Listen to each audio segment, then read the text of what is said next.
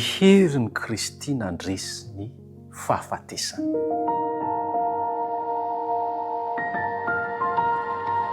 Ampifaliana no iarabananao indray nahatratra an'izao fotoana manokana ianarana ny tenin'Andriamanitra izao. Andao iaraka ivavaka isika alohan'ny handraisantsika izany tenin'Andriamanitra izany. Tompo Ray Masina tsara indrindro, ampifaliana trano no isaorana ianao satria nomenao fotoana indray izahay ianarana ny teninao. Koa angatanay mandrakariva ny fanahinao satria izany fanahinao izany no afaka hanazava ny sainay ary ampitoetra izany ato anatinay. Mitoerana tato anatinay toko malalo ary ho voninahitry naranao hatrany any fotoana izay iarahanay ankehitriny amin'ny anaran'i Jesosy Kristy irery ihany. Amen. Ny herin'i Kristy nandresy ny fahafatesana, dia izay no omentsika izay lohahevitra izay lohateny ho ataontsika amin'ity androany ity. Ny herin'i Kristy nandresy ny fahafatesana. Ity lesona ity dia mampatsiahy antsika ny herin'ny fitsanganan'i Jesosy Kristy tamin'ny maty, izay fototra iorenan'ny finoantsika. Misy zavatra anankitelo no andeha ho jerentsika manokana indray amin'izao fotoana manokana izao.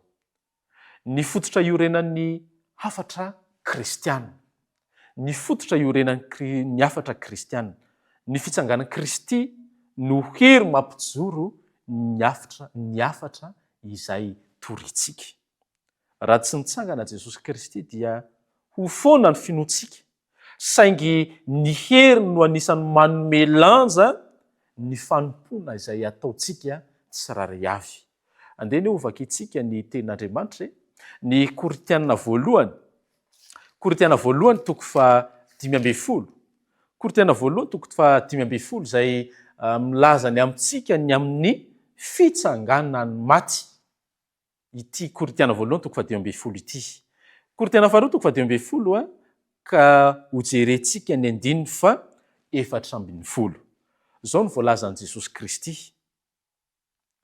Ary raha tsy natsangana Kristy dia foana ny toriteninay ary foana koa ny finoanareo. Manaporofo izany ilay voalazantsika fa raha tsy natsangana izy dia foana ny finoantsika tsiraray avy.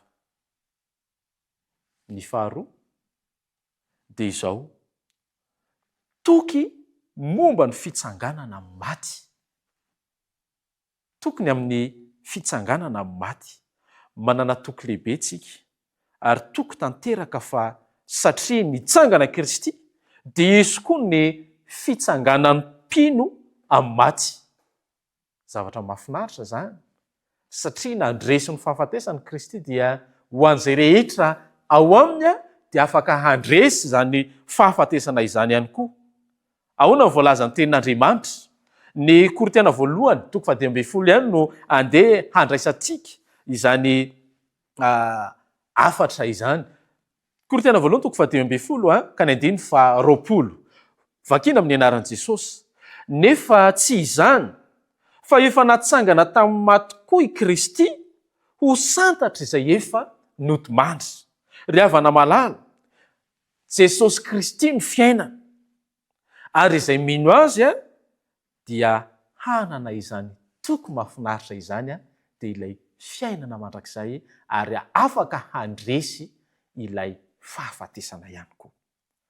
Fahatelo farany dia izao, fiainam-baovao sy fiovana. Fiainam-baovao sy fiovana. Rehefa ao amin'ny Kristy tsika dia manana izany fiainam-baovao izany. Ny fandresan'i Kristy ny fahafatesany dia mitondra fiovana ho eo amin'ny fiainantsika ankehitriny. Fandresenany amin'iny izany? Fandresena manana hery isika hiainany amin'ny fiainam-baovao miaraka aminy.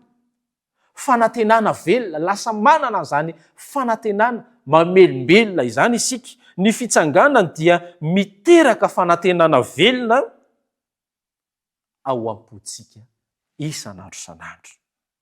Ary ity fandraisan'i Kristy ny fahafatesana ity ihany koa dia mampiray antsika. Fa maninona no mampiray antsika izany satria antsoina isika iombona amin'ny herin'ny fitsanganany sy ny fijaliana. Ireo mpianatra tamin'izany fotoana izany dia anisan'ny nitory an'ity firaisana ity. Satria izy ireo anisan'ilay nanatrika ny fitsanganan'i Jesosy Kristy tamin'ny maty ary mbola mampita izany hafatra izany ho amiko sy ho aminao. Andao iray isika, iombona isika tsiraray avy satria kristianina mpanaratian'i Jesosy Kristy. Ny fampahirizana ho antsika amin'ity androany ity dia izao hoe ny herin'i Kristy nandresy ny fahafatesana dia tsy tantara fotsiny izy io fa hery miasa mivantana mitondra fiovana sy fanantenana velona indray ary fiainam-baovao ho antsika tsiraray avy. Zao ny voalazan'ny Romanina toko faheniny. Romanina toko faheniny ka ny andininy fa efatra. Romanina toko fahenina ka ny andininy fa efatra. Zao ny voalazan'ny tenin'Andriamanitra ary tia no hamarana antsika izany fianarana ny tenin'Andriamanitra izany. Romanina toko fahenina ka ny andininy fa efatra amin'ny anaran'i Jesosy. Koa niarana levina tamin'ny batisa ho amin'ny fahafatesana isika mba ho tahaka nananganana Kristy tamin'ny maty tamin'ny voninahitry ny ray no andehanantsika kosa amin'ny fiainam-baovao. Ny fandresan'i Kristy ny fahafatesana dia anisany azotsika ny fiainam-baovao.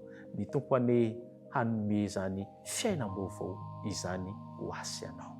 Hivavaka isika. Rainay be fitiavanao, isaorana lehibe ianao no ny teninao izay teny mamelombelona anay isan'andro isan'andro. Misaotra betsaka anao satria nampahafantarinao anay indray ny amin'ny herin'ny fandresena ny fahafatesana izany izay mitondra fiainam-baovao ho anay ankehitriny. Mangataka anao ny fanenao masina izahay mba hitoetra atao anatinay, mba hahafahanay mahatsiaro izany mandrakariva ary mba ho tantananao anay izahay, mba hanananay fanantenana velona mandrakariva ary mba hahafahanay mandeha miara-dia aminao hatrany hatrany. Fatononona mivavaka amin'ny anaran'i Jesosy Kristy irery ihany. Amen.